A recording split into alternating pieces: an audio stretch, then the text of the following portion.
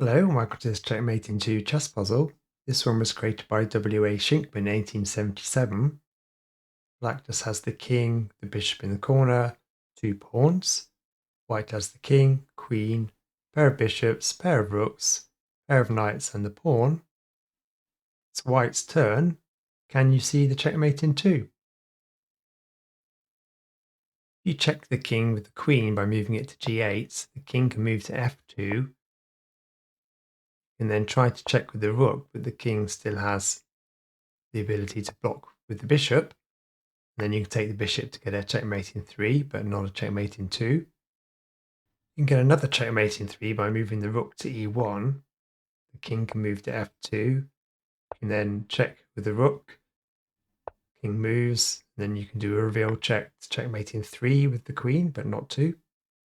And if the king moves to e2, you can checkmate in 3 with the bishop. There's another checkmate in 3 by taking the pawn with the knight, doing a reveal check with the queen. Queen can then take the bishop after the king moves. King can move to g3, but then you can move in for the checkmate in 3, but not 2. Okay, let's have a look at the solution to this one. So pause the video if you need some more time. Checkmate in 2 for white, you need to move the queen to a7. The king moves to g3, you can then move the rook to e2 to checkmate in 2. The king takes the knight on h2. The rook can move to g5 to checkmate in 2 by doing a reveal check with the bishop. The king moves to g1.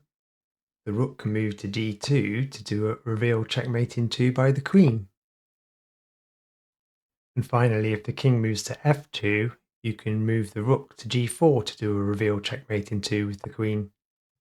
That's it for now. Please like and subscribe, and I'll see you next time.